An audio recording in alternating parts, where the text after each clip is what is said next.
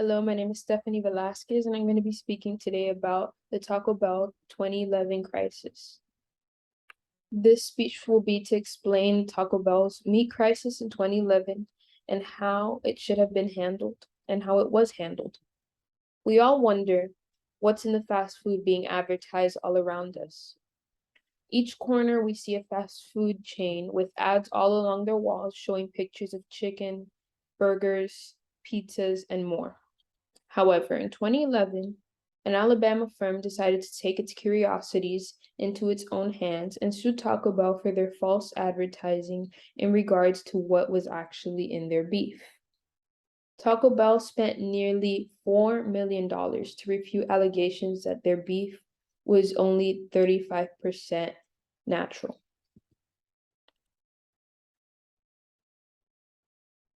As a communication student, I've taken crisis communications as a course and learned the important ways to handle crisis and what you should avoid. Most people eat fast food. Not only is it cheap, it's also a quick meal if you're ever on the go, and it's also hard to resist when there's ads coming from every source of media. In this speech, I will be discussing what happened to Taco Bell, the facts of the USDA, how they handled the crisis, and what they should have done. In 2011, an Alabama law firm decided to sue Taco Bell amidst false allegations that Taco Bell made their regards to their meat. The company, Beasley Allen, did say they would dismiss the case if Taco Bell would make changes regarding disclosure and marketing of its seasoned product. Although the allegations were wrong, Beasley Allen claimed that the beef being used by Taco Bell was only 35% beef, and the rest was comprised of oats, fillers, and seasonings. The USDA only requires 40% of taco filling to be actually beef. If Taco Bell was even using only 45% of filling, they would have still won the case. Taco Bell claimed to always use 100% beef inspected by the USDA. The company claims their meat is 88% beef and 12% secret recipe. How did Taco Bell handle the crisis? Well, first of all, they took it to social media. They wanted social media and the public to know the true facts. In crisis communication, I learned the importance of taking control of the crisis before it gets out of hand, and that's what Taco Bell did. They created a campaign to gain the trust of consumers and remain transparent. They also used social media platforms like Twitter to update customers on the situation and to reassure them that their food was safe to eat. They used hashtags like beef and Taco Bell to gain traction on social media. They used mass communication to spread the truth.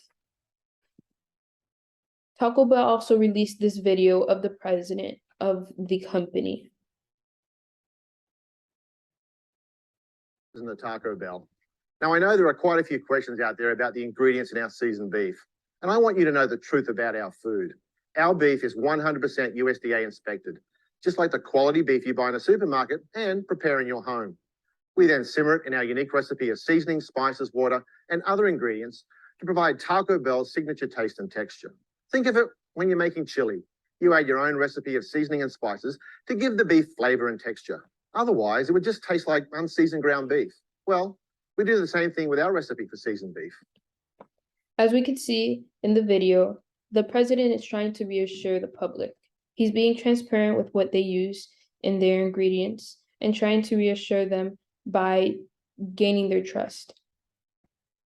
Taco Bell also released an ad saying, "Thank you for suing us." The claims made against Taco Bell and our seasoned beef were false. Plain ground beef tastes boring. So here are the real percentages. In case you're curious, here's our not so secret recipe. We stand behind the quality of our seasoned beef 100%. Taco Bell has been transparent, and so they gained the trust of their customers. What did they do right and what did they do wrong? Hi. Well, in communications, we learned that we have to be transparent with the consumer. We have to educate and support the employees. We also have to monitor the social media traction and discuss responses before reacting. A good company has a plan already set up, like did Taco Bell. In this speech, what happened with Taco Bell in 2011 was discussed. The facts of the USDA and how Taco Bell adheres to them and how the company handled the crisis and what they should have done was discussed. We all wonder what's in fast food advertised all around us. However, in 2011, an Alabama firm decided to challenge Taco Bell's claims to their meat and that it wasn't 100% real meat. Unfortunately, the law firm was wrong and showcased how Taco Bell was prepared for a crisis. Overall, it shows that if a company is prepared for a crisis, they will eventually prevail and gain consumers' trust. As a communication student, I've done enough research to know that having a plan is the most effective way to avoid losing control of a crisis and to gain the trust of consumers. Thank you for listening to me. Do you have any questions? No.